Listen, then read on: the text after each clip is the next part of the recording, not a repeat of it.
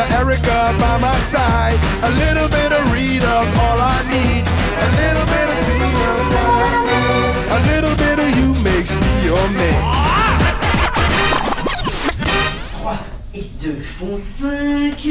Et 5 font 10.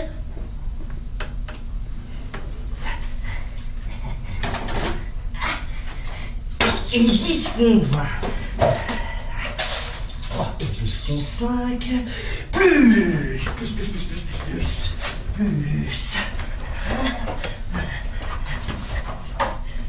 Plus du 24e, un petit clistère insinuatif, préparatif et remollient pour amollir, humecter et rafraîchir les entrailles de monsieur. Ce qui me plaît de monsieur Florent, mon apothicaire, c'est que ses parties sont toujours fort civiles. Les entrailles de monsieur. 30 sols! Oui, mais monsieur Florent, ce n'est pas tout que d'être civil. Il faut savoir aussi être raisonnable et ne pas écorcher les malades. 30 sols à lavement, je suis votre serviteur, je vous l'ai déjà dit. Vous me les avez mis dans les autres parties. Il y a 20 sols, et 20 sols en langage apothicaire, c'est-à-dire 10 sols. Les voici, 10 sols. Plus du 10 jours le soir, un julep hépatique, sopporatif et somnifère, composé pour faire dormir monsieur, 35 sols. Bon, je ne me plains pas de celui-ci car il me fit bien dormir. 10, 15, 16... 17 sols, 6 deniers. Plus du 25e, une bonne médecine purgative et corroborative, composée de casses récentes avec Séné-Levantin et autres. Suivant l'ordonnance de monsieur Purgon pour expulser et évacuer la bile de monsieur, 4 livres. Monsieur Florent Toudou. Ah non, il faut vivre avec les malades. Monsieur Purgon ne vous a pas ordonné de mettre 4 francs. Mettez 3 livres, 20 et 30 sols. Plus le clistère de monsieur réitéré le soir comme dessus, 30 sols. Monsieur Florent, 10 sols. Plus du 27e, une bonne médecine composée pour hâter d'aller et chasser dehors les mauvaises humeurs de monsieur, 3 livres. Bon, 20 et 30 sols. Je suis bien aise que vous soyez raisonnable. Plus une potion cordiale et préservative composée avec 12 grains de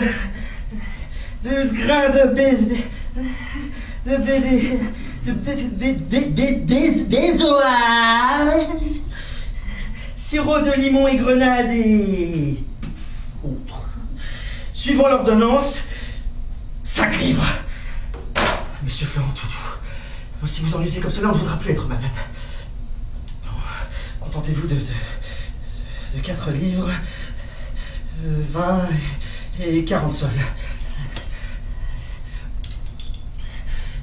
3 et 2 font 5, et 5 font 10, et 10 font 20. 63 livres, 4 sols, 6 deniers. Si bien que ce mois-ci, j'ai pris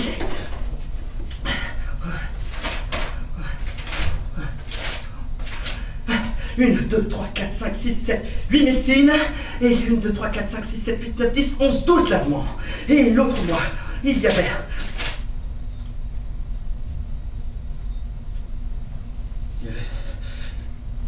12 lavements et 20 médecines.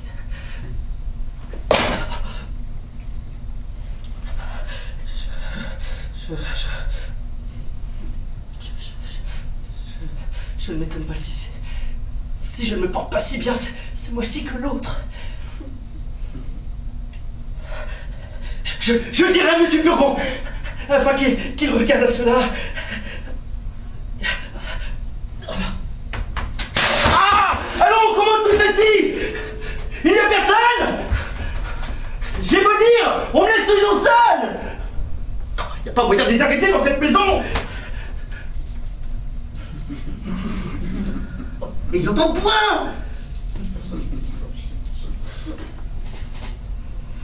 Ma sonnette ne fait pas assez de bruit. Voilà, voilà, voilà. On va faire. Voilà, voilà, voilà. Mais ils sont sourds. Ah, toilette.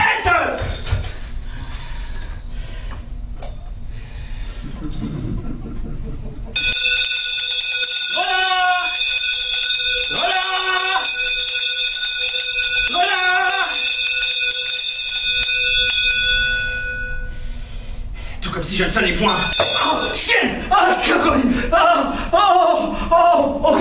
Oh! Oh! Drôlard! Drôlard! Drôlard! J'enrage! Oh! Drôlard! Drôlard! Drôlard! Oh, mon Dieu! Est-il possible de laisser comme cela un pauvre malade tout seul? Oh! Drôlard! Drôlard! Drôlard! Oh mon Dieu! Oh voilà qui est pitoyable! Drôlard! Drôlard! Oh ma Drôlard! Oh mon Dieu! Ils me laisseront ici mourir!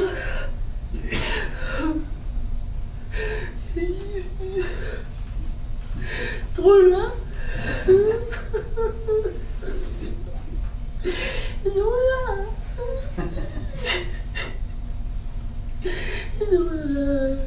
On y va! Mon chien, mon Caroline. Oh, j'ai entresoifé de votre impatience. Vous pressez si fort les malades que... Oh, je me suis donné un grand coup de la tête contre la canne d'envolée. Oh, traîtresse.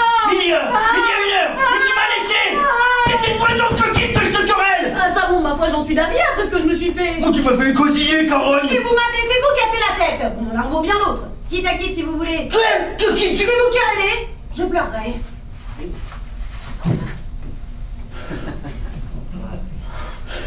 Lycée, traîtresse. Chienne, tu veux. Il faudra pas encore que j'ai le plaisir de la quereller. Quereller tout votre sou, je le veux bien. Mais tu dois l'empêcher en m'interrompant à tout coup. Mais si vous avez le plaisir de quereller, il faut bien que de mon côté j'ai le plaisir de pleurer. Chacun le sien. Ce n'est pas trop. Allons, il faut en passer par là.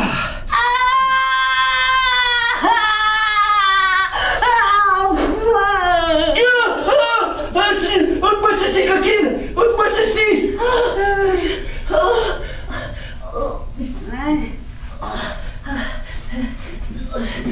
Mon lavement d'aujourd'hui a-t-il bien opéré? Oh bah ma foi, je ne vais mettre point de ces affaires-là. C'est à monsieur Fleurant à y mettre le nez puisque c'est lui qui en a le profit. Qu'on ait soin de me tenir un bouillon prêt pour l'autre que je dois tantôt prendre. Ce monsieur Fleurant là et ce monsieur Purgon, c'est qu'est bien sur votre corps. Et ils ont en vous une bonne vache à lait, hein. Je me demande quel mal vous avez pour vous faire tant de remède. Mais taisez-vous, ignorante. Ce n'est pas à vous à contrôler les ordonnances de la médecine. Qu'on appelle ma fille Angélique. J'ai besoin de lui parler. Ah la voici qui vient d'elle-même. Elle a deviné votre pensée. Attendez, donnez-moi mon bâton. Je vais revenir. Oh, allez monsieur, allez. Ouh, vite, vite, vite, vite. Monsieur Fleurant nous donne des affaires. Toilette. Regarde-moi un peu. Eh bien, je vous regarde. Toilette. Eh bien quoi, Toinette? Ne devines-tu point de quoi je veux parler? Aïe, aïe, aïe. Je m'en doute assez de notre jeune amant. Car c'est sur lui depuis 6 jours que roulent tous nos entretiens. Et vous n'êtes point bien si vous n'en parlez à toute heure. Oh, je t'avoue que je ne saurais me lasser de te parler de lui. Et que mon cœur profite avec chaleur de tous les moments s'ouvrir à toi. Oh, mais dis-moi, condamnes-tu Toinette les sentiments que j'ai pour lui? Je les garde. Ai-je tort de m'abandonner à ces douces impressions? Je ne dis pas Mais cela. voudrais-tu que je fusse insensible aux tendres protestations de cette passion ardente qui témoigne pour moi? À Dieu le plaise. Oh, dis-moi un peu, ne trouves-tu pas comme moi quelque chose du ciel, quelque effet du destin dans l'aventure inopinée de notre connaissance? Oui. Ne trouves-tu pas que son action d'embrasser ma défense sans me connaître est tout à fait d'un honnête homme, que l'on ne peut pas en user plus généreusement, et qu'il fit tout cela de la meilleure grâce du monde? Oh, ne trouves-tu pas, Toinette, qu'il est bien fait de sa personne. Assurément. Qu'il a l'air le meilleur du monde. Que ses discours, comme ses actions, ont quelque chose de noble. Que l'on peut rien entendre de plus passionné que tout ce qu'il me dit. Il est vrai. Et qu'il n'est rien de plus fâcheux que la contrainte où l'on me tient. Oh, et qui bouge tout commerce. Au doux empressement de cette passion mutuelle que le ciel nous inspire. Vous avez raison. Ah, mais ma pauvre Toinette, crois-tu qu'il m'aime autant qu'il me le dit? Et ces choses-là parfois sont sujettes à caution. Les grimaces d'amour ressemblent fort à la vérité et j'ai vu de grands comédiens là-dessus. Ah, Toinette, que dis-tu là? Oh, hélas! De la façon qu'il parle, serait-il bien possible qu'il ne me dit pas vrai? En tout cas, vous en serez bientôt éclaircis. Et la résolution où il vous écrivit hier qu'il était de vous faire demander en mariage sera une prompte voix à vous faire connaître s'il vous dit vrai ou non. Ce sera là la bonne preuve. Oh, Toinette! Si celui-là me trompe, je ne croirai de ma vie aucun homme. Ah, voilà votre père qui revient.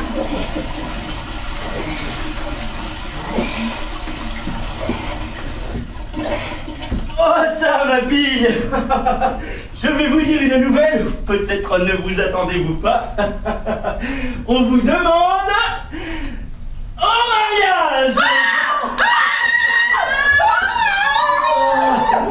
Oh, vous riez. Cela est plaisant, ce mot de mariage. Il n'y a rien de plus drôle chez les jeunes filles. Ah, nature, nature.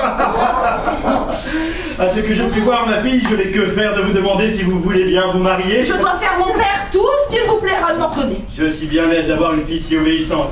La chose est donc conclue et je vous ai promis. Remettez à moi, mon père, de suivre aveuglément toutes vos volontés. Ma femme, votre belle-mère, avait envie que je vous fisse religieuse, et votre petite sœur Louison aussi. Et de tout temps, elle a été avertie à cela. La bonne bête a ses raisons.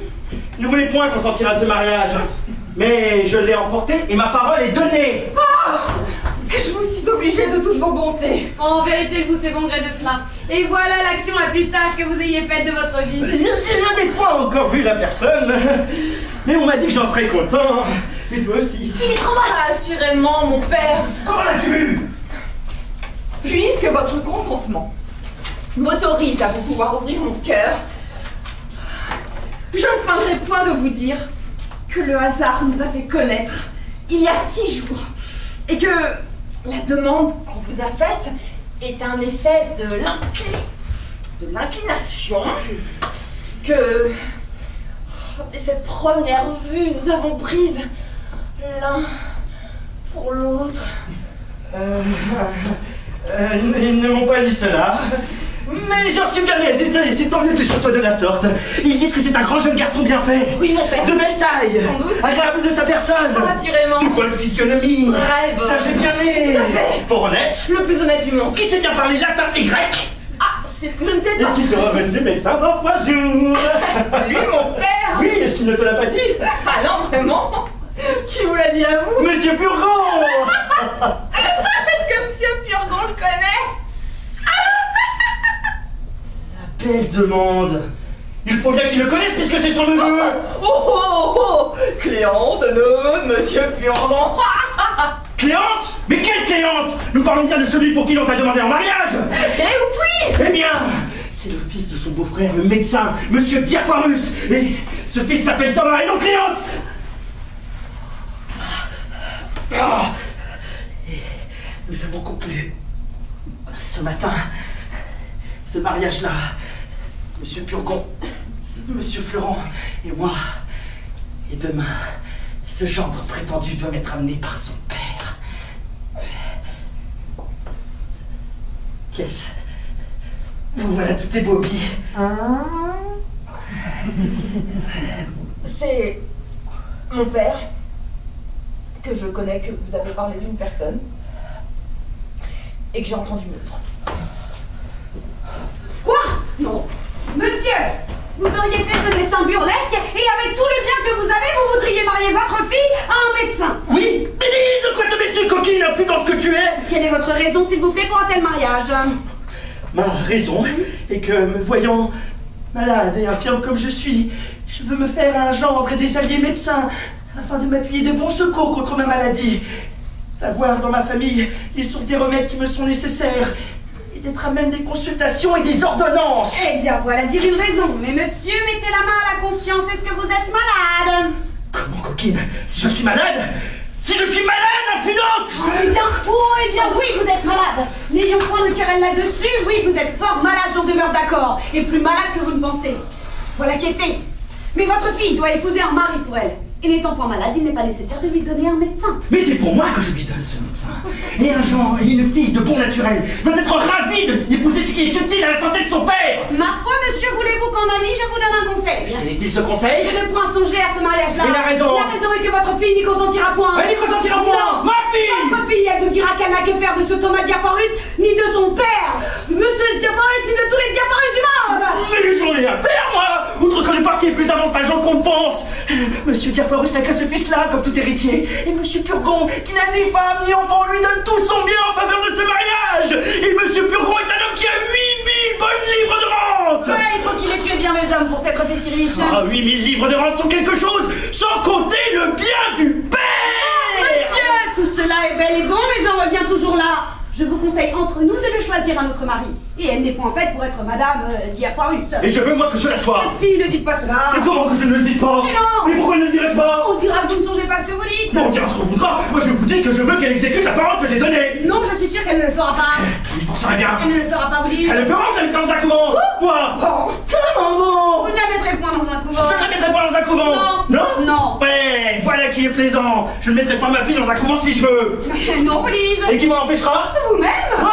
Mais oui, vous n'aurez pas ce cœur-là. Non, je ne l'aurai. Vous vous moquez. Je ne me moque pas. Oh, une petite larme ou deux, mon petit papa chéri prononcé tendrement sera assez pour vous toucher. Ceci ne fera rien. Oui, oui.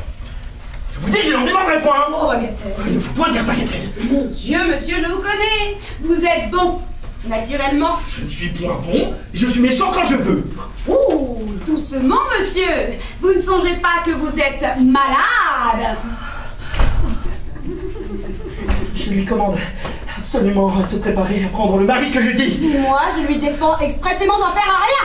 Mais où est-ce donc que nous sommes? Et quelle audace est cela, une coquine de servante de parler de la sorte devant son maître? Mais quand un maître ne songe pas à ce qu'il fait, une servante bien sensée est en droit de le redresser. Oh, insolente, il faut que je t'assomme. Oh, il est de mon devoir de m'opposer aux choses qui vous peuvent déshonorer. Oh, viens que je t'apprenne à parler. Non, je m'intéresse comme je dois, ne pas vous laisser faire de folie. Oh, chienne. Non, je ne consentirai pas à ce mariage. Je ne veux pas qu'elle épouse votre Thomas Diaphorus. Et elle m'obéira plutôt qu'à vous. Angélique, tu ne veux pas m'arrêter cette coquine-là? Et mon père, ne vous faites point malade. Si tu ne m'arrêtes, je te donnerai ma malédiction. Et moi, je la déshériterai si elle vous obéit.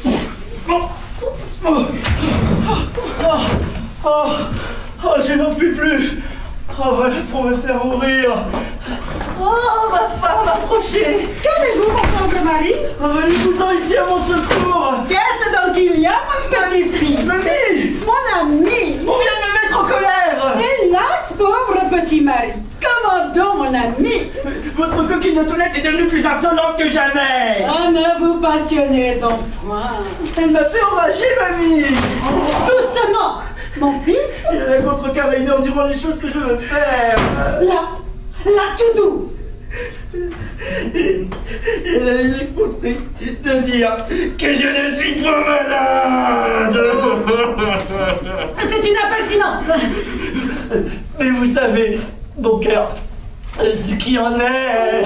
Oui, mon cœur, elle a tort. Amour, cette coquine-là me fera mourir.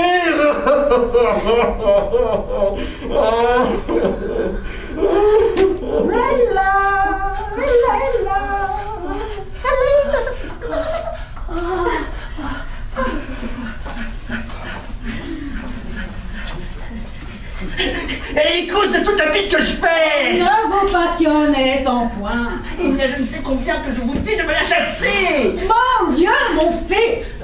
Il n'y a point de serviteur ni de servante qui n'ait leur défaut. On est contraint parfois de subir la mauvaise qualité à cause des bonnes. Celle-ci, adroite, soigneuse, diligente et surtout fidèle. Et vous savez qu'il faut maintenant de grandes précautions pour les gens que l'on prend. Voilà, Antoinette. Madame! Pourquoi donc est-ce que vous mettez mon mari en colère? Pour moi, madame? Mais là, je ne sais ce que vous me voulez dire et je ne songe qu'à complaire à monsieur en toute chose. Ah, la traîtresse! Il nous a dit qu'il voulait donner sa fille en mariage au fils de monsieur Diafoirus. Je lui ai répondu que je trouvais le parti avantageux pour elle, mais que je croyais qu'il ferait mieux de la mettre dans un couvent. Il n'y a pas grand mal à cela. Et je trouve qu'elle a raison. Oh, Mamour, vous le croyez? Mais c'est une scélérate, elle m'a dit sans insolence! Eh bien, je vous crois, mon ami. Là, remettez-vous. Écoutez, Paul. Si vous fâchez jamais mon mari, je vous mettrai dehors. Ça, donnez-moi son manteau frais et des oreillers que je l'accommode dans sa chaise. En vous voilà, je ne sais comment. Enfoncez bien votre bonnet jusque sur vos oreilles. Il n'y a rien qui aurait mieux que de prendre l'air par les oreilles. Oh, Mamour, que je vous suis obligé de tous les bons soins que vous prenez de moi. Lavez-vous. Que je mette ceci sur vous. Mettons celui-ci pour vous appuyer, celui-là de l'autre côté. Mettons celui-ci derrière votre dos et cet autre-là pour soutenir votre tête. Un seul là pour vous garder du serrant. Ah, coquille, je vais la trouver! Qu'est-ce que c'est donc? Je n'en puis plus! Pourquoi vous emportez ainsi? Elle a cru faire bien. Ah, Mamour, vous ne connaissez pas la malice de la pandarde. Elle m'a mis tout hors de moi. Il me faudra plus de 8 médecines et 12 lavements pour réparer tout ceci. Là, mon petit ami, apaisez-vous un peu. Oh, Mamour, vous êtes toute ma consolation. Mon petit fils. Pour tâcher de reconnaître l'amour que vous me portez, je voudrais, mon cœur, comme je vous ai dit, faire mon testament. Ah, mon ami, ne parlons point de cela, je vous prie. Je ne saurais souffrir cette pensée. Le seul mot de testament me fait tressaillir de douleur. Oh, je vous avais dit de parler pour cela à votre notaire. La voilà là-dedans que j'ai amené avec moi. Faites-la entrer, Mamour. Faites-la entrer. Hélas, mon ami, quand on aime bien un mari, on n'est guère en état de songer à tout cela.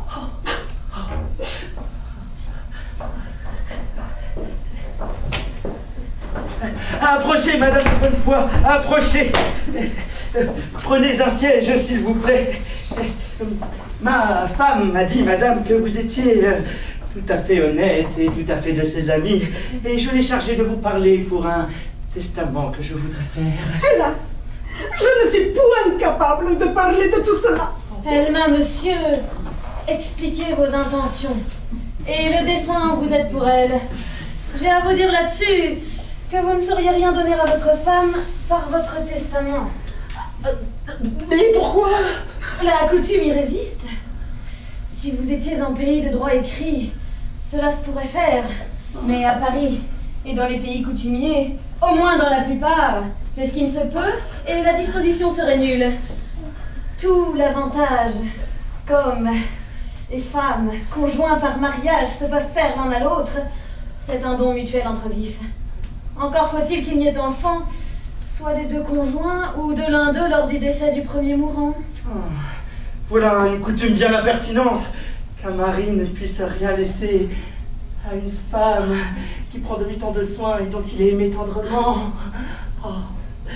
J'aurais envie de consulter mon avocat pour voir comment je pourrais faire. Ce n'est pas à des avocats qu'il faut aller, car ils sont d'ordinaire sévères là-dessus et s'imaginent que c'est un grand crime que de disposer en fraude de la loi.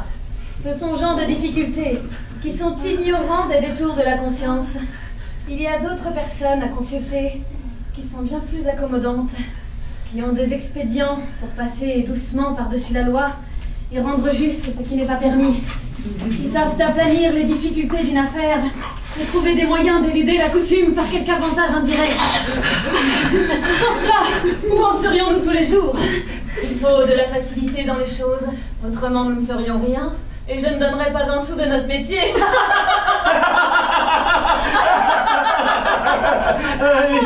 Ma femme m'avait bien dit que vous étiez fort habile et fort honnête. Comment pourrais-je faire pour lui donner mon bien et en frustrer mes enfants? Comment vous pouvez faire? Vous pouvez choisir doucement un ami intime de votre femme, auquel vous donnerez en bonne forme, par votre testament, tout ce que vous pouvez, et cet ami ensuite lui rendra tout. Vous pouvez encore contracter un grand nombre d'obligations non suspectes au profit de divers créanciers qui prêteront leur nom à votre femme et entre les mains de laquelle ils mettront leur déclaration que ce qu'ils en ont fait n'a été que pour lui faire plaisir. Vous pouvez aussi, pendant que vous êtes en vie, mettre entre ses mains de l'argent comptant ou des billets que vous pouvez avoir payables au porteur. Mon Dieu! Il ne faut point vous tourmenter de tout cela. S'il vient faute de vous, mon fils, je ne veux plus rester au monde. Oh, mamie! Oui, si je suis assez malheureuse pour vous, père, Oh, ma chère mère! la vie ne me sera plus de rien. Oh, maman! Et je suivrai vos pas pour vous faire connaître la tendresse que j'ai pour vous. Oh,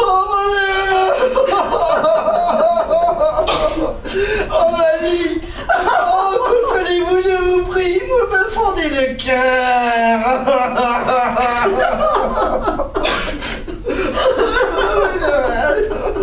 Ces landes sont hors de saison. Et les choses n'en sont point encore là. Ah, madame, vous ne savez pas ce que c'est qu'un mari qu'on aime tendrement. Tout le regret que j'aurai, m'amour, si je meurs, c'est de n'avoir point un enfant de vous. Monsieur Purgon m'a dit qu'il m'en ferait faire un. Cela pourra venir encore. Allons, m'amour, il faut faire mon testament de la façon que madame dit. Mais, par précaution, je voudrais vous mettre entre les mains 20 000 francs en or et 2 billets payables aux porteurs qui me sont dus, l'un par monsieur Géronte et l'autre par monsieur Damon. Non, non, je ne veux rien de tout cela. De combien sont les 2 billets? Oh, l'un est de 4 000 francs et l'autre de 6, m'amour. Tous les biens du monde, mon ami, ne me sont rien auprès de vous. Voulez-vous que nous procédions au testament? Oui, mais nous serons au plus au calme dans mon petit cabinet. Conduisez-moi, m'amour, si je vous prie. Allons, mon pauvre petit-fils.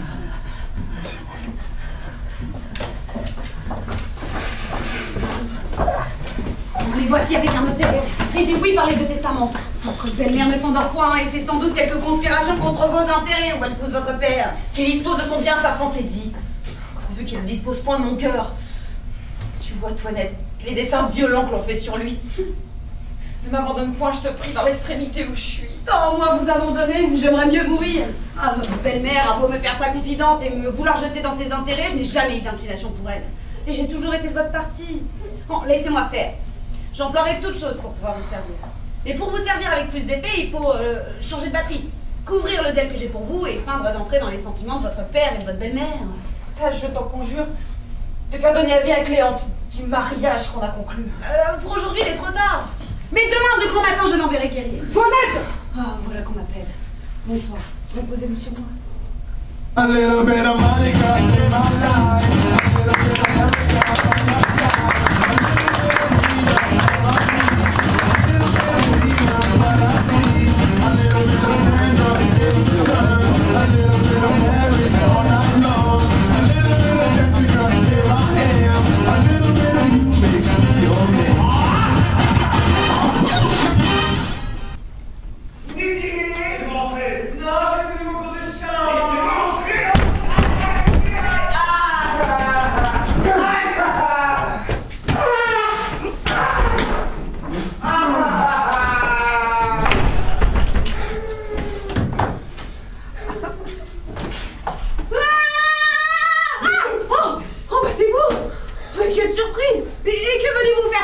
Savoir ma destinée, parler à l'aimable Angélique, consulter les sentiments de son cœur, et lui demander ses résolutions sur ce mariage fatal dont on m'a averti. Ah bah, on ne parle pas comme cela de but en blanc, Angélique.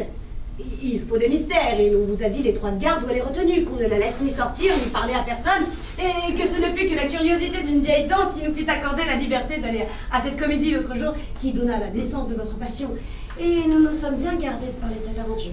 Aussi, ne viens-je pas ici comme Cléante et sous l'apparence de son amant, mais comme ami de son maître de musique. Je suis là.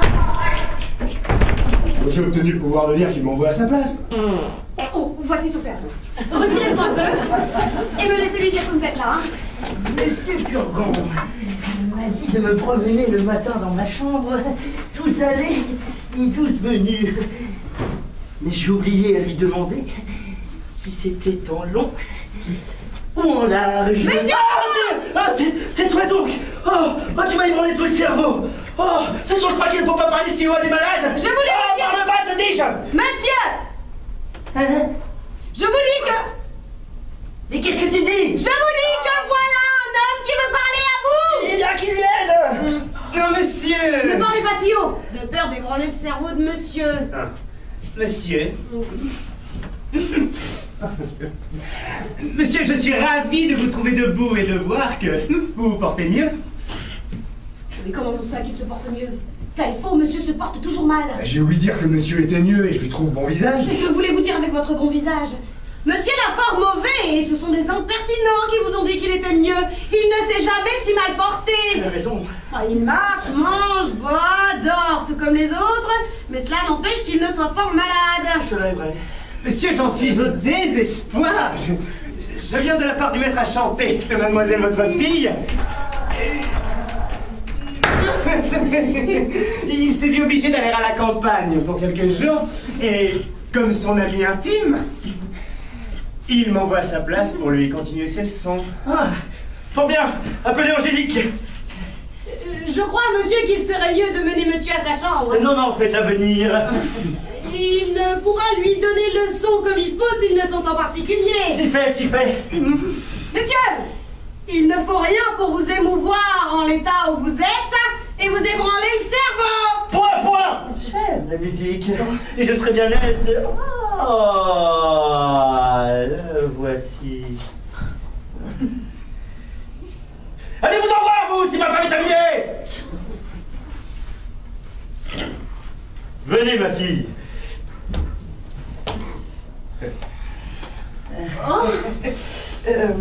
Votre maître de musique s'en est allé au chant, et voilà la personne qui l'envoie à sa place.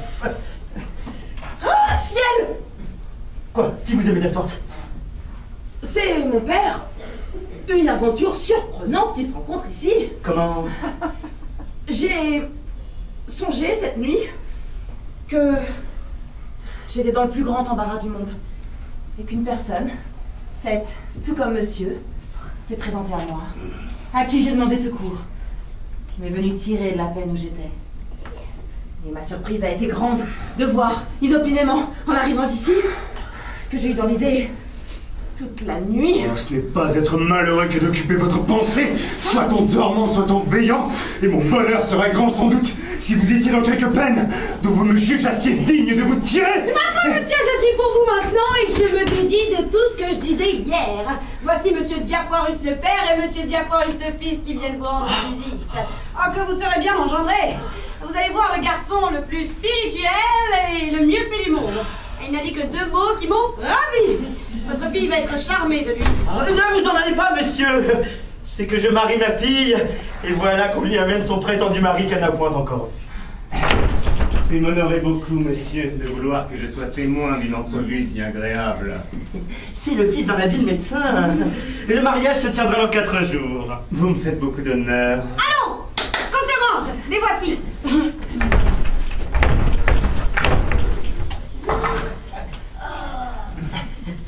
Monsieur Purgon, monsieur, m'a défendu de découvrir ma tête. Vous êtes du métier, vous savez les conséquences. Nous sommes dans toutes nos visites pour porter secours aux malades, et non pour leur porter de l'incommodité.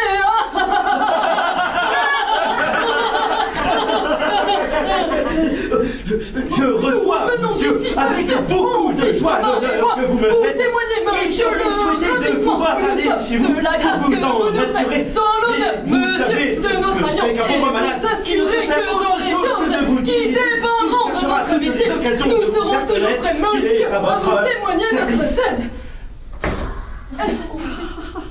Allons, Thomas, faites vos compliments, avancez. N'est-ce pas par le père qu'il convient à commencer? Oui. Messieurs, je viens saluer reconnaître, chérir et révérer en vous un second père. Bien un second père auquel j'ose dire que je me trouve plus redevable qu'au premier. Le premier m'a engendré, mais vous m'avez choisi. Et d'autant plus que les facultés spirituelles sont au-dessus des corporelles, d'autant plus je vous dois, et d'autant plus je tiens précieux cette future filiation dont je viens aujourd'hui vous rendre par avance les très humbles et très respectueux hommages. Oh, vive les collèges d'où l'on sort si bien. Et allons, saluez monsieur. Les oreilles. Oh oui, oui.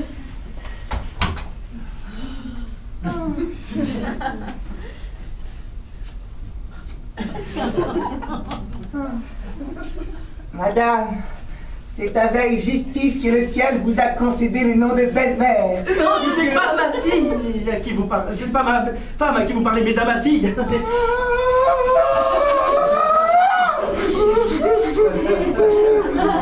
Où donc est-elle? Elle va venir.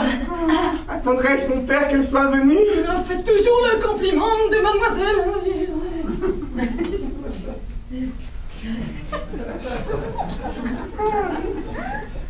Mademoiselle, ni plus ni moins que la statue de Nebnon rendait un son harmonieux lorsqu'elle venait être éclairée des rayons du soleil. Tout de même, me sens-je animer un doux transport à l'apparition du soleil de vos beautés.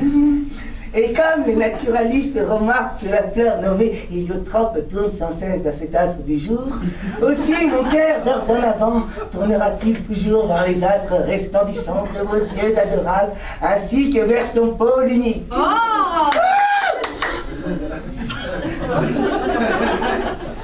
Souffrez donc, mademoiselle, que j'apprendre aujourd'hui à l'hôtel de vos charmes. L'offrande de ce cœur qui ne respire et n'ambitionne notre gloire que d'être toute sa vie votre très amour, votre très obéissant et très fidèle serviteur et mari. Oh, mais voilà ce que c'est que d'étudier. On apprend à dire de belles choses. Eh, monsieur, que dites-vous de cela? Que monsieur fait des merveilles. Que s'il est aussi bon médecin qu'il est bon orateur, il y aura plaisir à être de ses patients. Allons vite, ma chaise, et des sièges à tout le monde. Ma fille, mettez-vous là. Allez. Vous voyez, monsieur, comme tout le monde admire monsieur votre fils. Et je vous trouve bien heureux de vous voir un garçon comme cela. Monsieur, ce n'est pas parce que je suis son père, mais je puis dire que j'ai sujet d'être content de lui. Et que tous ceux qui le voient en parlent comme d'un garçon qui n'a point de méchanceté. Il n'a jamais eu l'imagination bien vive, ni ce feu d'esprit qu'on remarque dans quelques-uns. Lorsqu'il était petit, il n'a jamais été ce qu'on appelle mièvre et éveillé. On eut toutes les peines du monde à lui apprendre à lire. Il avait 9 ans qu'il ne connaissait pas encore ses lettres. Bon, disais-je en moi-même, les arbres tardifs sont ceux qui portent les meilleurs fruits.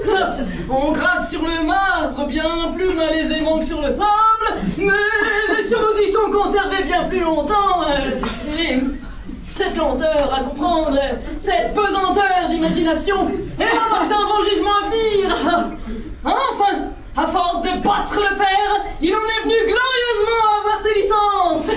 Mais ce qui me plaît en lui, et en quoi il suit mon exemple, c'est qu'il s'attache aveuglément aux opinions de nos anciens, et que jamais il n'a voulu comprendre, ni écouter les raisons et les expériences des prétendues découvertes de notre siècle, touchant la circulation du sang et autres opinions de même farine.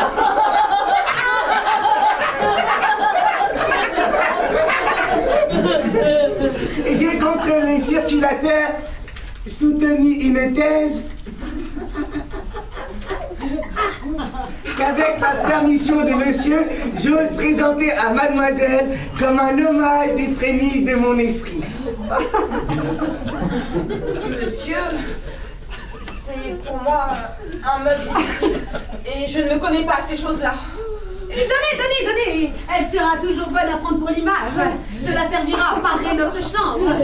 Avec la permission aussi de monsieur, je vous invite à venir voir l'un de ces jours pour vous divertir la dissection d'une femme sur quoi je dois raisonner. Oh, le divertissement sera agréable. Oh, il y en a qui donnent la comédie à leur maîtresse, mais donner une dissection, voilà quelque chose de plus galant. Au reste, pour ce qui est des qualités requises pour le mariage et la propagation, je vous assure que selon les règles de nos docteurs, il est tel qu'on le peut souhaiter. Il possède en un degré louable la vertu prolifique et qu'il est du tempérament qu'il faut pour engendrer et procréer des enfants bien conditionnés. Votre intention n'est-il pas de le pousser à la cour et d'y ménager pour lui une charge de médecin? Vous en parlez franchement, notre métier auprès des grands ne m'a jamais paru agréable. J'ai toujours trouvé qu'il valait mieux pour nous autres demeurer au public. Oh, ce qu'il y a de fâcheux auprès des grands, c'est que lorsqu'ils viennent à être malades, ils veulent absolument que leur médecin les guérisse.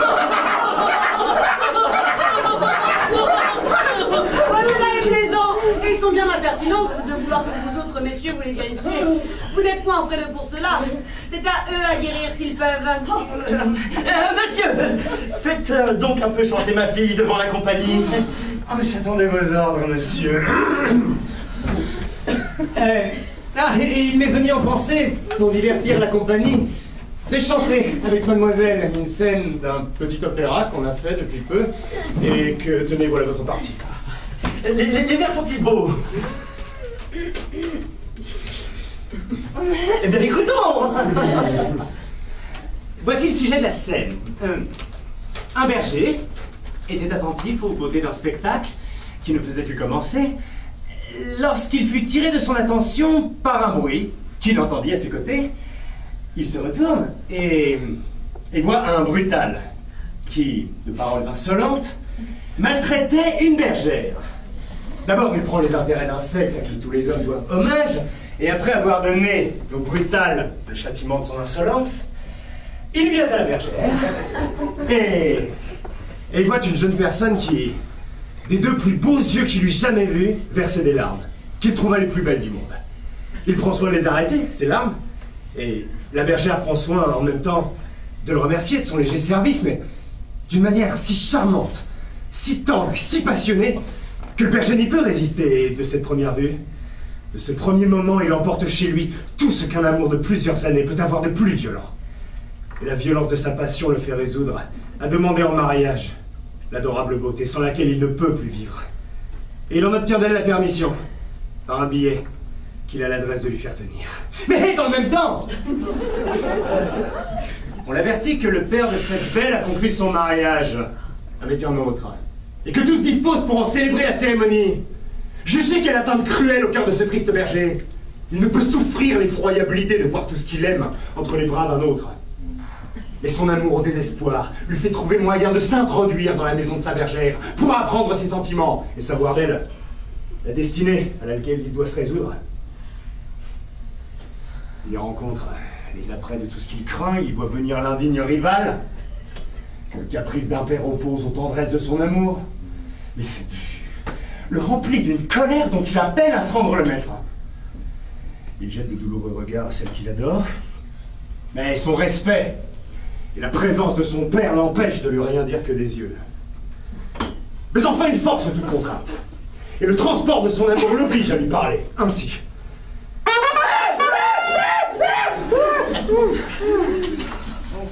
Belle Phyllis, c'est trop souffrir. Rompons ce dur silence et m'ouvrez vos pensées. Apprenez-moi ma destinée. Faut-il vivre? Faut-il mourir? Vous me voyez-il si triste et mélancolique aux apprêts de l'hymen dont vous vous alarmez? Je lève au ciel les yeux, je vous regarde, je soupire, c'est vous en dire assez. Ouais, je ne pensais pas que ma fille fût si habile que de chanter ainsi à livre ouvert sans hésiter. Hélas, belle Phyllis, se pourrait-il que l'amoureux Tircis eût assez de bonheur pour avoir quelques plats Dans votre cœur! Je ne m'en défends point dans cette peine extrême. Oui, Tircis, je vous aime. Aux paroles pleines d'appât, ai-je bien entendu, hélas, redites cela, Phyllis, que je n'en doute pas. Que je n'en doute pas.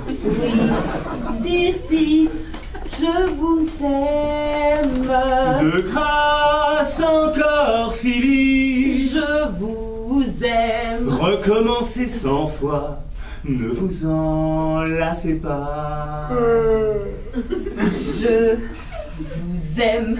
Je vous aime. Oui, Tircis, je vous aime. Dieu le roi qui sous vos pieds regarde et tout le monde pouvez vous comparer votre bonheur au mien. Mais Phyllis, une pensée bien troublée se nous transforme un rival, un rival. Ah, je le hais plus que la mort et sa présence, ainsi qu'à vous, m'est un cruel supplice. Et que dit le père de tout cela? Il n'y a rien. Vous voulez à son père que ce père-là de souffrir toutes ces sottises-là sans rien dire?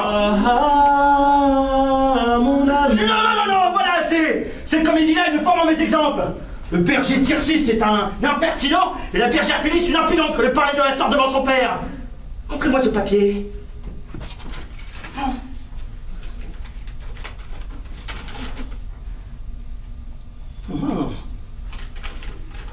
Où sont donc les paroles que vous avez dites? Il n'y a que de la musique écrite. Est-ce que vous ne savez pas, monsieur, qu'on a trouvé depuis peu le moyen d'écrire les paroles avec les notes mêmes? Fort bien. Je suis votre serviteur, monsieur. Jusqu'au revoir.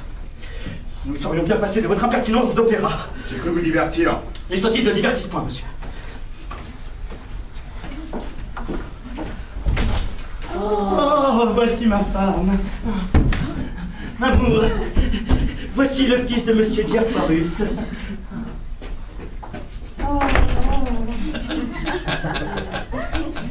Madame, c'est avec justice que le ciel vous a concédé de mon le nom de belle-mère, puisque l'on voit sur votre visage... Monsieur, je suis ravie d'être venu ici pour avoir l'honneur de vous voir.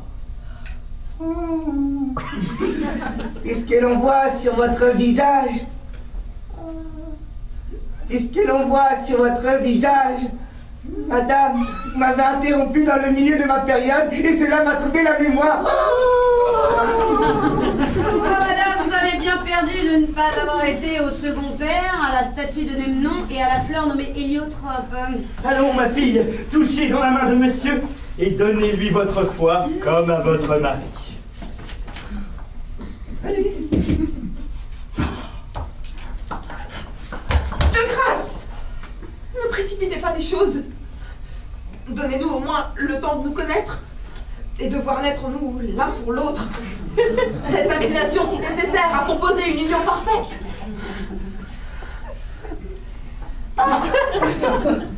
Quant à moi, mademoiselle, elle est déjà toute née en moi et je n'ai pas besoin d'attendre davantage. Si vous êtes si prompt, monsieur, il n'en est pas même pour moi.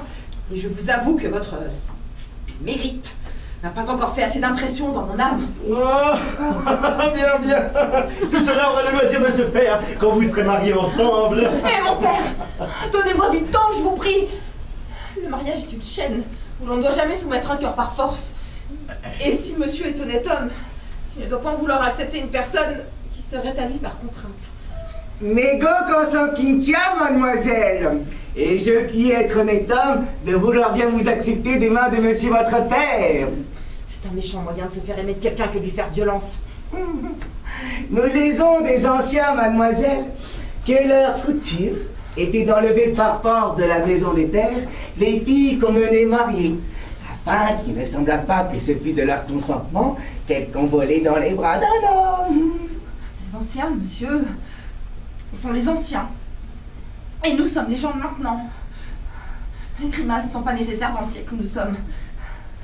Et quand un mariage nous plaît, nous savons fort bien y aller, sans qu'on nous y traîne. Donnez-vous patience. Si vous m'aimez, monsieur, vous devez vouloir tout ce que je veux.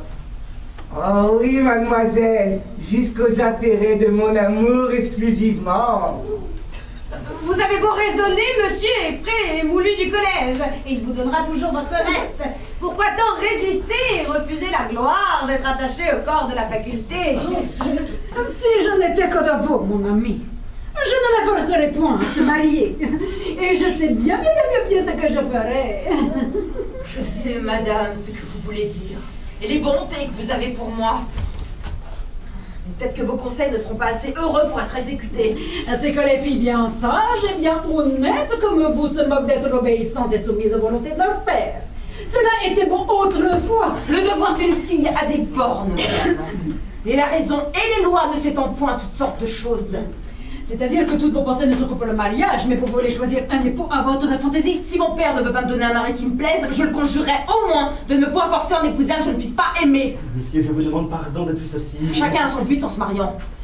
Pour moi, je ne veux un mari que pour l'aimer véritablement et qui prétend faire tout l'attachement de ma vie. Je vous avoue que j'y cherche quelques précautions. Il y en a d'autres, madame, qui font du mariage un commerce, de pur intérêt, qui ne se marient que pour gagner des douaires, que pour s'enrichir par la mort de ceux qu'elles épousent, et courent sans scrupule de mari en mari pour s'approprier leur dépouille. Ces gens-là, la vérité, regardent peu la personne et n'y vont point tant de façon. Je vous trouve aujourd'hui bien raisonnante, et je voudrais bien savoir ce que vous voulez dire par là. Moi, madame, que voudrais-je dire que ce que je dis? Vous êtes si sotte, mamie, qu'on ne saurait plus vous souffrir. Vous voudriez bien, madame, m'obliger à vous répondre quelque impertinence. Je vous avertis, vous n'aurez pas cet avantage. Il n'y a rien d'égal à votre insolence. Non, madame. Et vous avez un ridicule orgueil et une impertinente présomption qui fait hausser les épaules à tout le monde. Tout cela ne servira de rien, madame. Je serai sage en dépit de vous. Et pour vous ôter l'espérance de pouvoir réussir dans ce que vous voulez, j'ai modé votre vue. Écoute, il n'y a point de milieu à cela. Choisis d'épouser en 4 jours, ou monsieur, ou un couvent. Ne vous mettez pas en peine, je l'arrangerai bien. Je suis fâchée de vous quitter, mon ami. Mais j'ai une affaire en ville dont je ne puis me dispenser. Je reviendrai bientôt. Allez, mamie, et passez chez votre notaire, afin qu'elle expédie ce que vous savez. Adieu, mon petit ami. Adieu, maman. Voilà une femme qui m'aime, cela n'est pas croyable.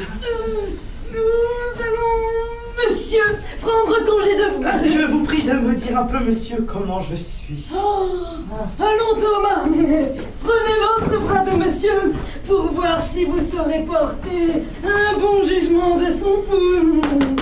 Quid dicis? Dites que le pouls de monsieur est le pouls d'un homme qui ne se porte pas bien. Non, fort bien, mais... Qu'il est diriuscule, pour ne pas dire dire. Repoussant. Et même un peu capricieux. Optimé.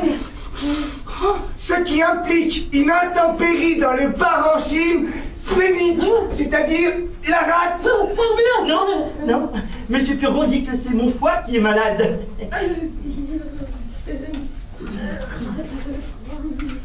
Parenchyme.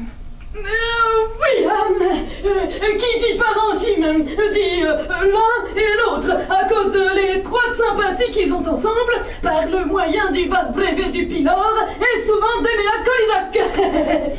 Il vous en donne sans doute de manger force rôti. Non, il n'y a que du bouilli. Oui, rôti, bouilli, même chose. Il vous ordonne fort prudemment.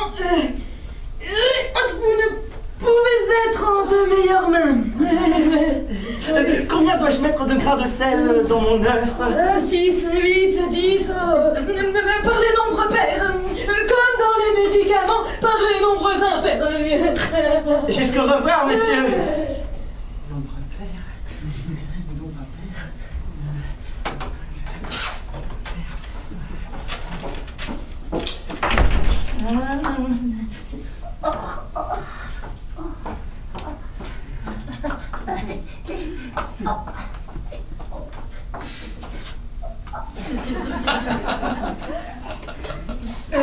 bien, mon fils, avant que de sortir, vous donnez avis d'une chose à laquelle il faut que vous preniez garde. En passant par devant la chambre d'Angélique, j'ai vu un homme avec elle. Qui s'est sauvé d'abord qu'il m'a vu? Un homme avec ma fille? Ah, votre petite fille Louison était avec eux. Qui pourra vous en dire des nouvelles? Envoyez-la ici, maman. Envoyez-la ici.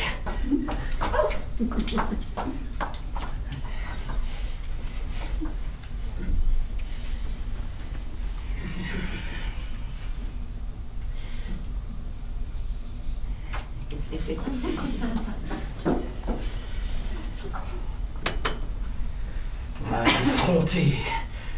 Je ne m'étonne plus de sa résistance.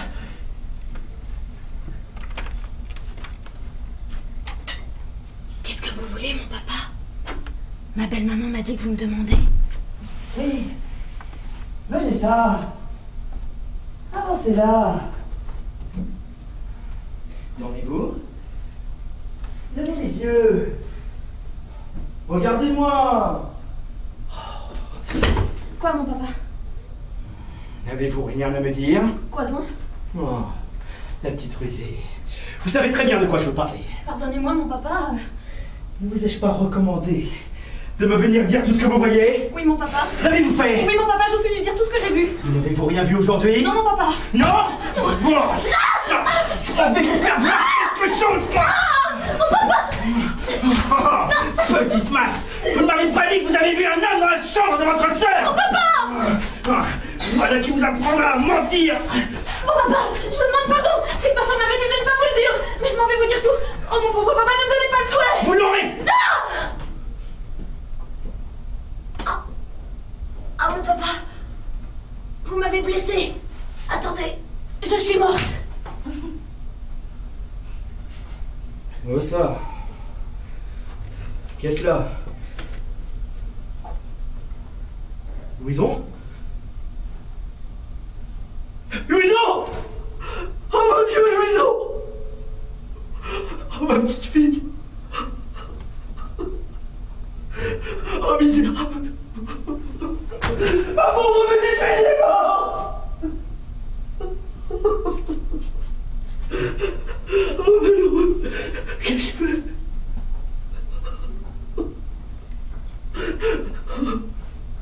Oh ma pauvre petite fille! Ma pauvre petite Louison! Là? Là, mon papa. Ne pleurez point tant. Je ne suis pas morte, tout à fait. Oh, voyez-vous la rusée! Oh, je vous pardonne pour cette fois-ci! Pourvu que vous me disiez bien tout! Oui, mon papa! Et prenez-y bien garde cette fois! Car voici un petit doigt qui sait tout et qui saura me dire si vous mentez! C'est mon papa qui est venu un homme dans la chambre de ma sœur comme j'y étais! Eh bien! Je lui ai demandé ce qu'il demandait, il m'a dit qu'il était son maître à chanter! Oh, voilà la fièvre! Eh bien! Ma sœur est venue après! Eh bien! Elle lui a dit sortez, sortez, mon Dieu, sortez, vous me mettez au désespoir! Eh bien! Et lui ne voulait pas sortir! Et qu'est-ce qu'il lui disait? Il lui disait je ne sais combien de choses! Et quoi encore? Il lui disait tout ci, tout ça, qu'il l'aimait bien, qu'elle était la plus belle du monde! Et puis après? Et puis après il se mettait à genoux Et puis après? il lui baisait les mains! Et puis après? Après, ma belle-maman est venue à la porte et il s'est enfui! Il n'y a pas autre chose? Non, mon papa! Attendez! Voilà pourtant mon petit doigt qui gronde quelque chose.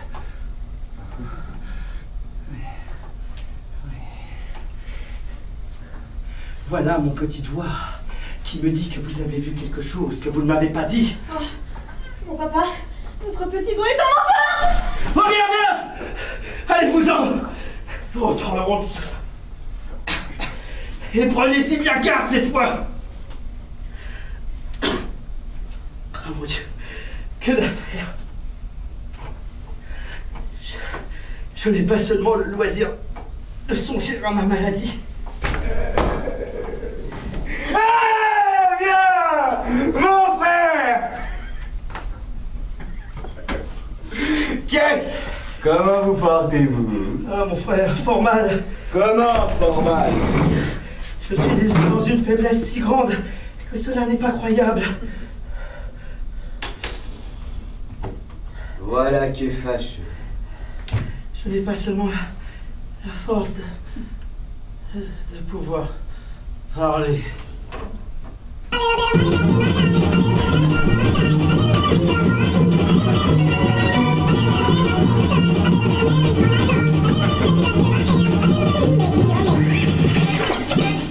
J'étais venu ici, mon frère, vous proposer un parti pour ma nièce. Oh, ne me parlez pas de cette coquine-là, hein. C'est une fripale, une effrontée, une impudente que je mettrai dans un couvent avant qu'il ne soit de jour. Ah, voilà qui est bien. Je suis bien aise que la force vous revienne un peu et que ma visite vous fasse du bien. Oh ça, nous parlerons d'affaires tantôt. Je vous amène ici un divertissement qui dissipera votre chagrin et vous rendra là mieux disposé aux choses que nous avons à dire. Ce sont des Égyptiens, vêtus en mort, qui font des danses. Je suis sûr que vous prendrez plaisir et cela vaudra bien une ordonnance de Monsieur Purgon. Alors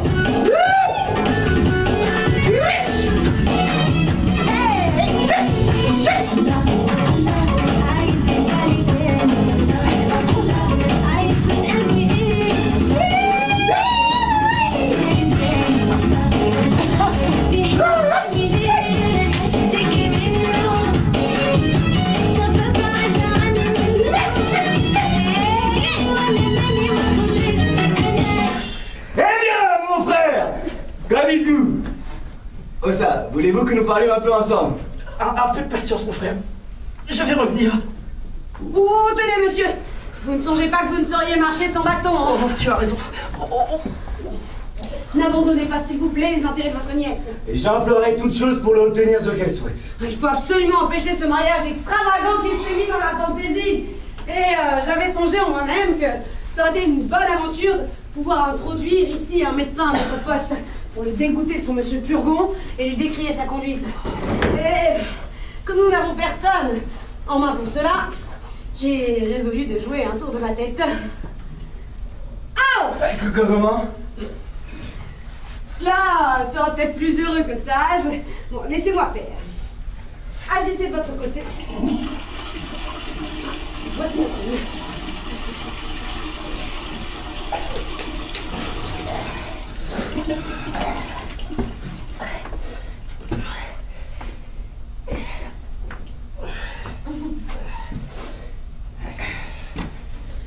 Vous voulez bien, mon frère, que je vous demande avant toute chose de ne vous point échauffer l'esprit dans notre conversation?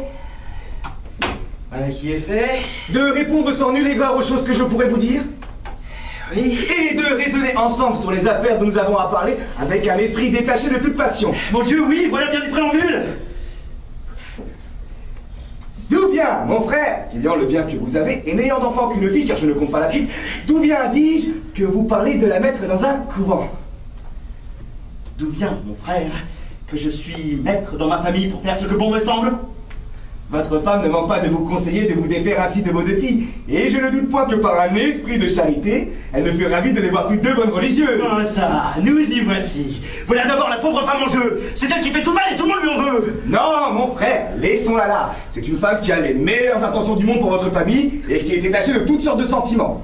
Qui a pour vous une tendresse merveilleuse, et qui montre pour vos enfants une affection et une bonté qui n'est pas concevable, cela est certain. N'en parlons point, et revenons à votre fille. Sur quelle pensée, mon frère, la voulez-vous donner en mariage au fils d'un médecin? Sur la pensée, mon frère, de me donner un gendre tel qu'il me faut. Ce n'est point là, mon frère, le fait de votre fille. Il se présente un parti plus sortable pour elle. Oui, mais ce parti-là, mon frère, est plus sortable pour moi. Est-il possible que vous serez toujours embégayé de vos apothicaires et de vos médecins, et que vous vouliez être malade, en dépit des gens et de la nature? Comment l'entendez-vous, mon frère? J'entends, mon frère, que je ne vois point d'homme qui soit moins malade que vous, et que je ne demanderai pas une meilleure constitution que la vôtre. Une grande marque que vous vous portez bien et que vous avez un corps parfaitement bien composé, c'est qu'avec tous les soins que vous avez pris, vous n'êtes point crevé de toutes les médecines qu'on vous a fait prendre. Mais savez-vous que c'est cela qui me conserve? Et que M. Purgon dit que je succomberais s'il était seulement 3 jours sans prendre soin de moi? Si vous n'y prenez garde, il prendra tant soin de vous qu'il vous enverra en l'autre monde. Mais raisonnons un peu, mon frère. Vous ne croyez donc point à la médecine? Non, mon frère. Je ne crois pas que pour son salut, il soit nécessaire d'y croire. Et à regarder les choses en philosophe, je ne vois point de plus plaisante momerie. Je ne vois rien de plus ridicule qu'un homme qui se veut mêler d'en guérir un autre. Mon frère, nous voyons que dans la maladie, tout le monde a recours au médecin. C'est une marque de la faiblesse humaine et non pas de la vérité de leur art. Il faut bien que les médecins croient leur art véritable, puisqu'ils s'en servent pour eux-mêmes. C'est qu'il y en a parmi eux qui sont eux-mêmes dans l'erreur populaire, dont ils profitent. Et d'autres qui en profitent sans y être. Votre monsieur Purgon, par exemple. Ni ce point de finesse. C'est un homme, tout médecin depuis la tête jusqu'aux pieds, qui ne voit rien d'obscur dans la médecine, rien de douteux, rien de difficile. C'est de la meilleure foi du monde qu'il vous expédiera, et il ne vous fera en retour que ce qu'il a fait à sa femme et ses enfants. C'est que vous avez une dent de lait contre lui, mon frère. Et que, mais revenons un peu à notre discussion. Que faire donc quand on est malade? Rien, mon frère. Rien. Rien. Il ne faut que demeurer en repos. La nature d'elle-même, quand nous la laissons faire, se tire doucement du désordre où elle est tombée. C'est notre impatience, notre inquiétude qui gâte tout. Et presque tous les hommes meurent de leur remède et non pas de leur maladie. Mais il faut demeurer d'accord, mon frère, que l'on peut aider cette nature par de certaines choses. Mon Dieu, mon frère, ce sont de pures idées dont nous aimons nous repaître. Lorsqu'un médecin vous parle d'aider, de secourir, de soulager la nature, de la rétablir, de la remettre dans une pleine facilité de ses fonctions, lorsqu'il vous parle de rectifier le sang, de tempérer les entrailles et le cerveau, de fortifier le cœur, de rétablir et conserver la chaleur naturelle, et d'avoir des secrets pour étendre la vie à de longues années, il vous dit justement le roman de la médecine. Mais quand vous en venez à la vérité et à l'expérience, vous ne trouvez rien de tout cela. Et il en est comme de ces beaux songes qui ne vous laissent au réveil que le déplaisir de les avoir crus. C'est que toute la science du monde est renfermée dans votre tête, et que vous voulez en savoir plus que tous les plus grands médecins de notre siècle. Dans les discours et dans les choses, ce sont deux sortes de personnes que vos grands médecins. Entendez-les parler, les plus habiles gens du monde. Voyez-les faire, les plus ignorants de tous les hommes. Mais c'est que vous êtes un grand docteur, ce que je puis voir. Et j'aurais aimé qu'il y eût ici quelqu'un de ces messieurs pour rebarrer vos raisonnements et rabaisser votre caquet. Ce que j'en dis n'est qu'entre nous. Et j'aurais souhaité de vous tirer un peu de l'erreur où vous êtes, et pour vous divertir, vous menez voir sur ce chapitre quelqu'une des comédies de Molière. Ah, voilà un bon impertinent contre Molière avec ses comédies. Ah, il est aisé de jouer dans les gens comme les médecins. Que voulez-vous qu'il y joue que les diverses professions des hommes? On y joue bien tous les jours les princes et les rois, qui sont d'aussi bonne maison que vos médecins. Mais voilà la mort, nom de diable! Si j'étais que des médecins, je me vengerais de son impertinence. Et quand il sera malade, je le laisserai mourir sans secours. Il aurait beau faire, vous dire, je ne lui donnerai pas la moindre petite saignée, pas le moindre petit lavement, non. Je lui dirai, crève! Crève! Cela t'apprendra de jouer une autre fois à la faculté. Vous voilà bien en colère contre lui? Oui, c'est un mal avisé. Et si les médecins sont sages, ils feront ce que je dis. Mais tenez, ne parlons plus de cet homme-là davantage, car cela m'échauffe la bile et vous me donneriez mon mal. Je le veux bien. Et pour changer le discours, je vous dirai que sur une petite répugnance que vous témoigne votre fille, vous ne devez point prendre les résolutions violentes de la mettre dans un couvent. Que pour le choix d'un gendre, il ne vous faut pas suivre aveuglément la passion qui vous emporte, et qu'on doit sur cette matière s'accommoder un peu à l'inclination d'une fille, puisque c'est pour toute la vie, et que de là dépend tout le bonheur d'un mariage. Ah, mon frère, avec votre permission. Comment? Que voulez-vous faire? Oh, prendre ce petit lavement-là, ce sera bientôt fait. Vous vous moquez? Est-ce que vous pourriez être un moment sans lavement, sans médecine? Demeurez un peu en repos et remettez cela une autre fois. Monsieur Florent, ce soir ou à demain au matin? De quoi vous mêlez-vous de vous opposer aux ordonnances de la médecine et d'empêcher monsieur de prendre mon clistère? Vous êtes bien plaisant d'avoir cette hardiesse-là. Allez, monsieur, on voit bien que vous n'avez pas accoutumé de parler à des visages. On ne doit point ainsi se jouer des remèdes et me faire perdre mon temps. Je ne suis venu ici que sur bonne ordonnance, et je vais dire à monsieur Purgon comme on m'a empêché d'exécuter ses ordres et de faire ma fonction, vous verrez. Vous verrez.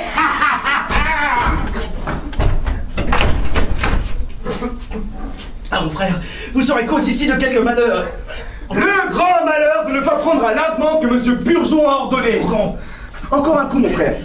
Est-il possible qu'il n'y ait pas moyen de vous guérir de la maladie des médecins et que vous vouliez être toute votre vie enseveli dans leurs remèdes?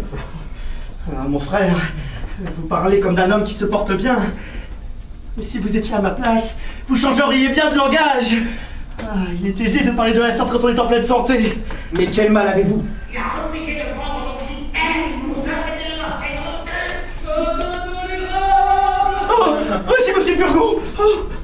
Je viens d'apprendre là-bas, à la porte, de jolies nouvelles.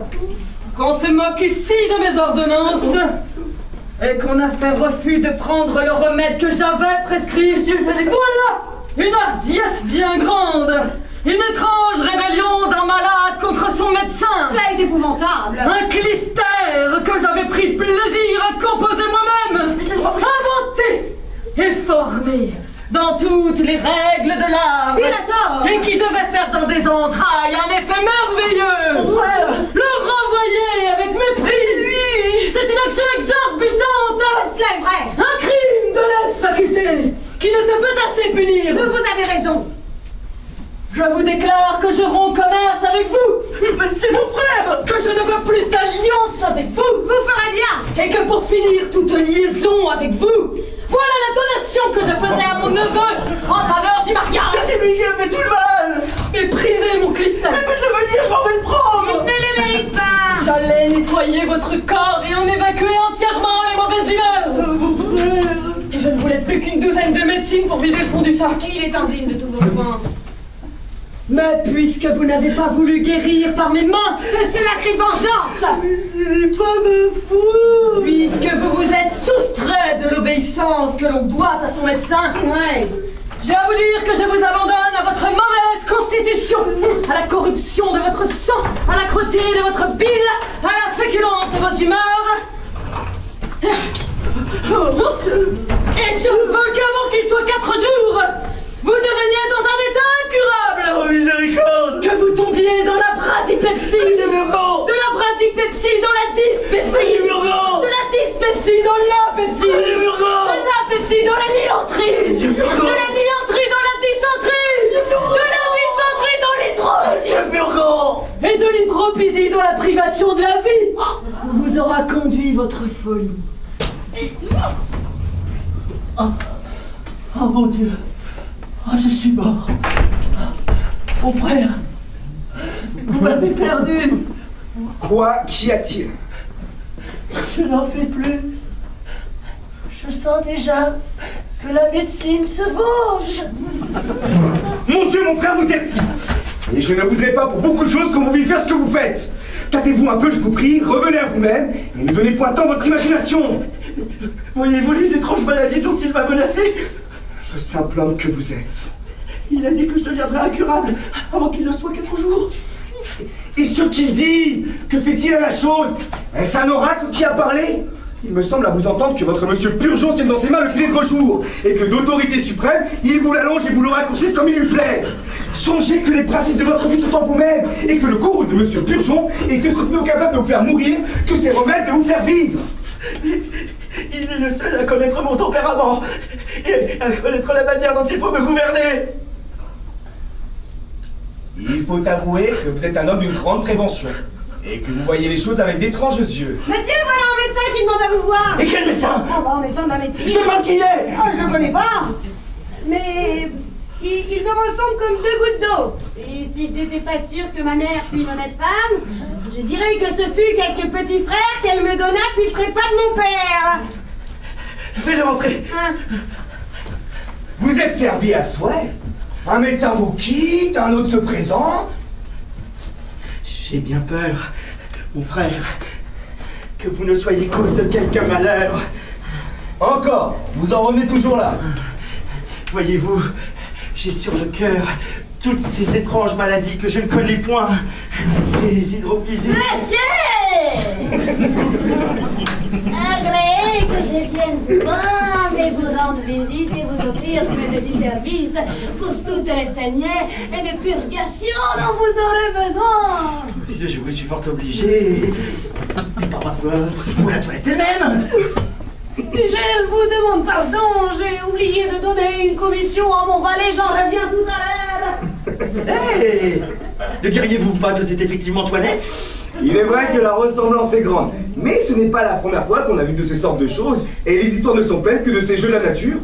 Pour moi, j'en suis surpris, mais je Que suis... voulez-vous, monsieur? Comment? Ne m'avez-vous donc pas appelé? Ah ouais, non. Non, il faut donc que les oreilles m'écornent. Demeure un peu ici, pour voir comme ce médecin te ressemble. Bah vraiment, j'ai affaire là-bas et je l'ai assez vu. Si je les voyais tous deux, je croirais que ce n'est qu'un... J'ai lu des choses surprenantes de ces sortes de ressemblances. Mais nous avons vu de notre temps où tout le monde s'est trompé. Bon, moi j'aurais été trompé à celle-là, et j'aurais juré que c'est la même personne. Monsieur! Je vous demande pardon de tout mon cœur! Ceci est admirable. Vous ne trouverez pas mauvais, s'il vous plaît, la curiosité que j'ai eue de voir un illustre malade comme vous êtes! Et votre réputation, et qui s'étend partout, peut excuser la liberté que j'ai prise. Oh, monsieur, je suis votre serviteur. Je vois, monsieur, que vous me regardez fixement. Et quel âge croyez-vous bien que j'ai? Je pense que vous pouvez avoir tout au plus 26 ou 27 ans.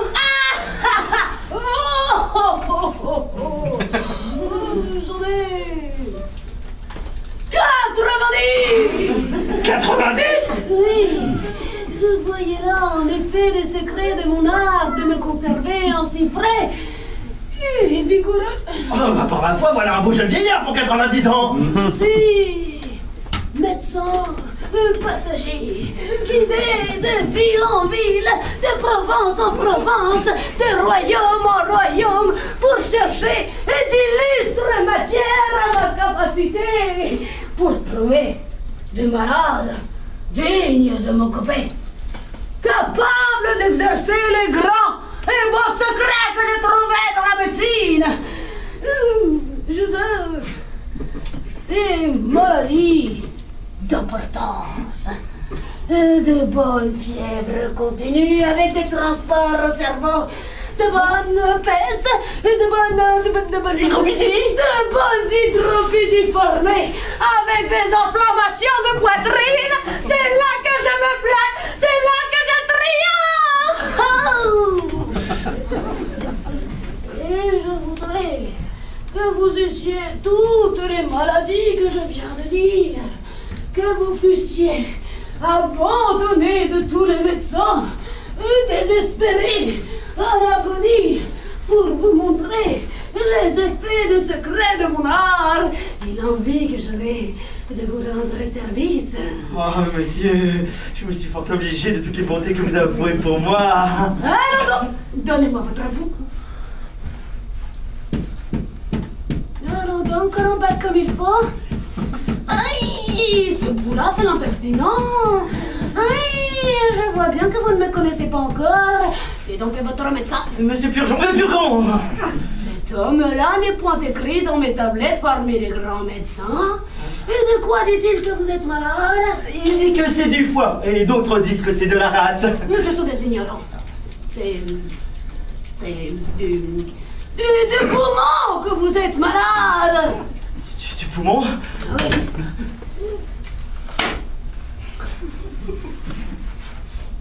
Que sentez-vous?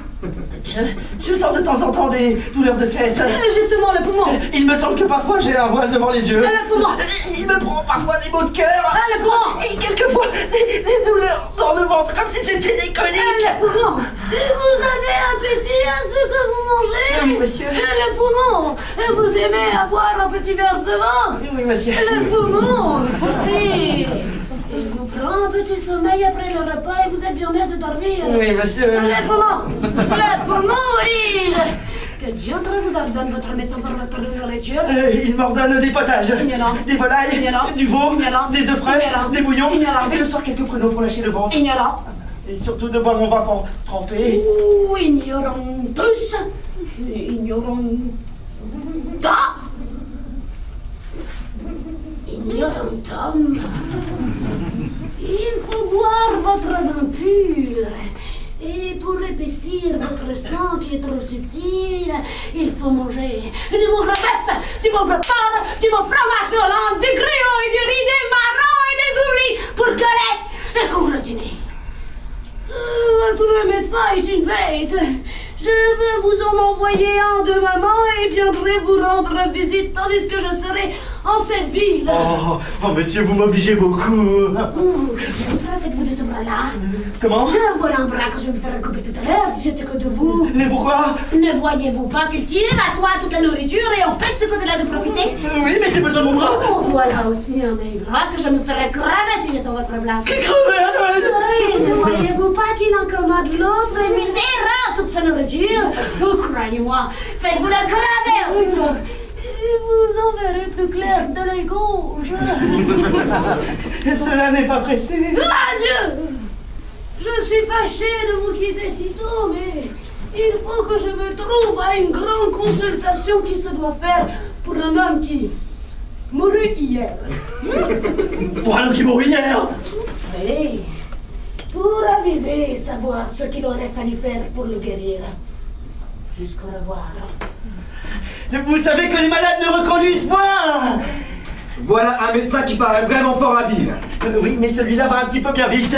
Tous les grands médecins sont comme cela. Oh bah oui, me couper un bras, me crever un œil afin que l'autre se porte mieux. J'aimerais mieux qu'il ne se porte pas si bien. La belle affaire que de me rendre pas en y manchot. Oh non, monsieur, allô, je suis votre servante, ah ouais, j'ai pas envie de rire, hein. Qu'est-ce que c'est? Mais votre médecin, ma foi, qui me voulait tâter de pouls. Voyez donc, elle a fait 90 ans. Oh ça, mon frère, puisque voilà votre monsieur Purgeon brouille avec vous, ne voulez-vous pas bien que je vous parle du parti qui s'offre pour ma nièce? Non, j'ai décidé de la mettre dans un couvent puisqu'elle s'est opposée à mes volontés.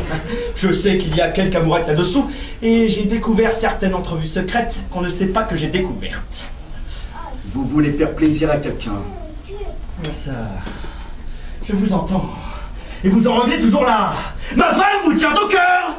Eh bien oui, mon frère. Puisqu'il faut parler à cœur ouvert, c'est votre femme que je veux dire. Et non plus que l'entêtement de la médecine. Je ne plus vous souffrir l'entêtement, vous êtes pour elle. Et voir que vous donniez tête baissée dans tous les pièges qu'elle vous tend. Ah non, monsieur, allons, ne parlez pas de madame comme cela. C'est une femme sur laquelle il n'y a rien à dire. Et qui aime monsieur, qui l'aime. On ne peut pas dire cela. Demande-lui un peu les caresses qu'elle me fait. Assurément. L'inquiétude que lui donne ma maladie. Il est vrai. Les soins et les peines qu'elle prend autour de moi. Ah, il est certain. Voulez-vous que je vous convainque et vous fasse voir tout à l'heure comme madame et monsieur?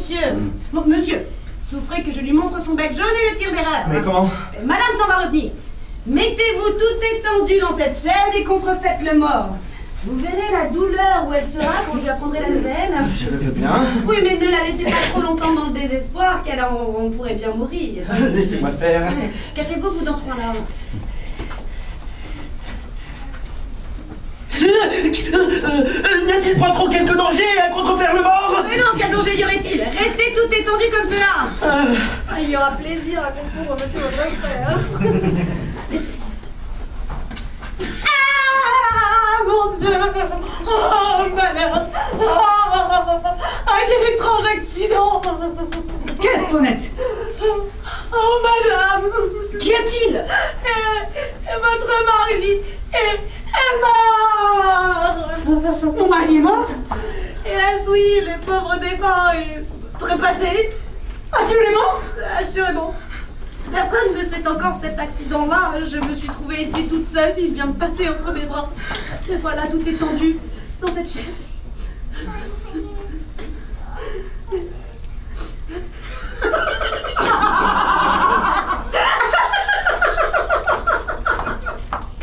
La sienne en soit, oui! Oh, me voilà délivrée d'un grand fardeau. Que tu es sotte, Toinette, de t'affliger de cette mort. Je croyais, madame, qu'il fallait pleurer. Va, cela n'en vaut pas la peine. Quelle perte est-ce que la sienne? Et de quoi servait-il sur la terre? Un homme incommode à tout le monde, malpropre, dégoûtant, sans cesse un lavement ou une médecine dans le ventre, toussant, mouchant, crachant toujours, sans esprit, ennuyeux, de mauvaise humeur, fatiguant sans cesse les gens et grondant jour et nuit, servant et valet. Eh ben voilà une belle raison funèbre. Il faut, Toinette, que tu m'aides à accomplir mon dessein, et tu peux croire qu'en me servant ta récompense est sûre. Puisque par un bonheur, personne n'est averti de la chose.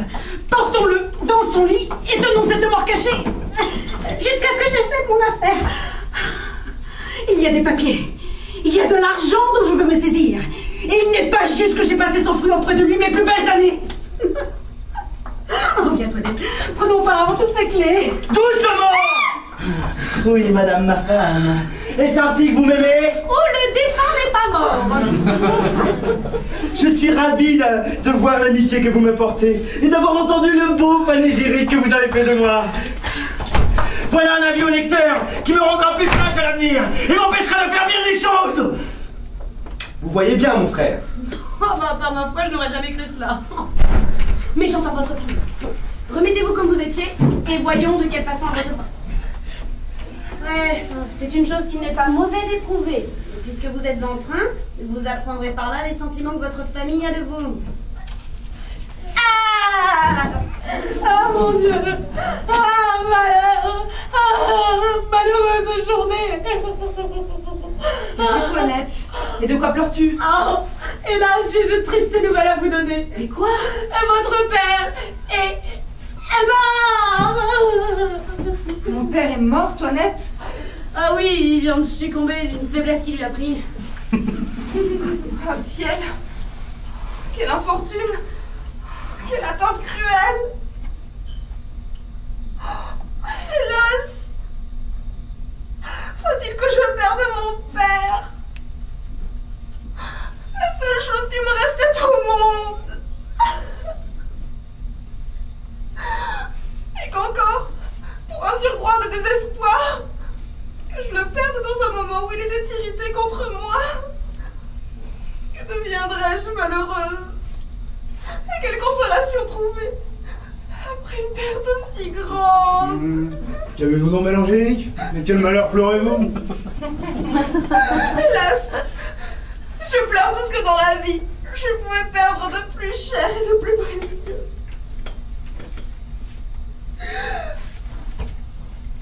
Je pleure la mort de mon père. Oh mon Dieu, quel accident! Quel coup inopiné, hélas! Mais après la demande que j'avais conjuré votre oncle de lui faire pour moi, je venais me présenter à lui. Tâchez, par mes respects et par mes prières, de disposer son cœur à vous accorder à mes vœux. Ah, Cléante, ne parlons plus de rien. Laissons là toutes les pensées du mariage. Après la mort de mon père, je ne veux plus être au monde. J'y renonce pour jamais. Oui, mon père, si j'ai tantôt résisté à vos volontés, je veux suivre au moins une de vos intentions et réparer par là le chagrin que je m'accuse de vous avoir donné.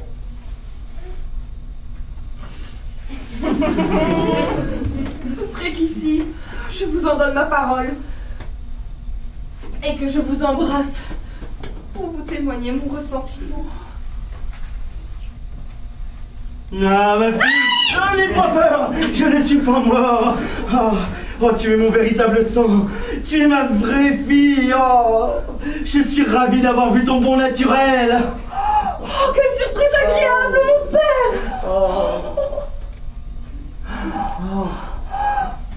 Puisque par un bonheur extrême, le ciel vous rend mes vœux, souffrez qu'ici je me jette à vos pieds pour vous supplier d'une chose. Si vous n'êtes pas favorable au penchant de mon cœur, si vous me refusez Cléante pour époux, la seule chose que je vous demande est de ne me point forcer d'en épouser un autre. C'est la seule grâce que je vous demande. Monsieur, laissez-vous toucher à ces prières et aux miennes, et ne vous montrez point contraire aux mutuels empressements d'une si belle inclination. Mon frère, pouvez-vous tenir la contre? Oh monsieur, serez-vous insensible à tant d'amour?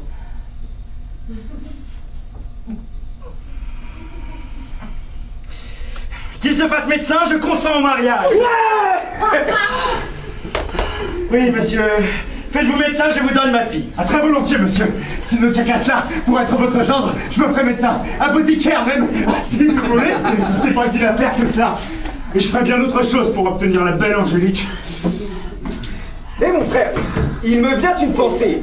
Faites-vous médecin vous-même, la commodité sera encore plus grande d'avoir en vous tout ce qu'il vous faut. Oui, voilà le vrai moyen de vous guérir bientôt. Et il n'y a point de maladie si osée que de se jouer à la personne d'un médecin. Oh, mon frère, je crois que vous vous moquez de moi. Suis-je en âge d'étudier? Bon, étudier, vous êtes assez savant. Et il y en a beaucoup parmi eux qui ne sont pas plus habiles que vous. Il faut bien parler latin, connaître les maladies et les remèdes qu'il faut faire. Oui, en recevant la robe et le bonnet de médecin, vous apprendrez tout cela. Et puis après, vous serez plus habile que vous ne voudrez. On sait discourir sur les maladies quand on a cet habit-là?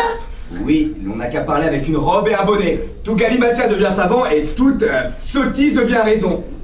Quand il n'y aurait que votre barbe, monsieur, c'est déjà beaucoup. Et la barbe fait plus de la moitié d'un médecin. En tout cas, je suis prêt à tout. Voulez-vous que l'affaire se fasse tout à l'heure? Comment tout à l'heure? Oui, dans votre maison. Dans ma maison? Oui, je connais une faculté de mes amis qui en viendra faire la cérémonie tout à l'heure dans votre salle. Et cela vous coûtera rien. Et moi, que dire, que répondre? On vous instruira en 2 mots et on vous donnera par écrit ce que vous devez dire. Allez vous en mettre en avis décent, je vais les envoyer quérir. Allons, voyons cela. Que voulez-vous dire et qu'entendez-vous par cette faculté de vos amis? Quel est votre dessein? De nous divertir un peu ce soir. Les comédiens ont fait un petit intermède de la réception d'un médecin avec des danses et de la musique. Je veux que nous en prenions ensemble le divertissement et que mon frère y fasse le premier personnage. Mais mon oncle, il me semble que vous jouez un peu beaucoup de mon père. De ma nièce, ce n'est pas tant le jouer que s'accommoder à ses fantaisies. Tout ceci n'est qu'entre nous. Nous y pouvons aussi prendre chacun des personnages et nous donner ainsi la comédie les uns aux autres. Le carnaval autorise cela. Allons vite, préparez toutes choses. Y consentez-vous? Oui, puisque mon oncle nous y conduit.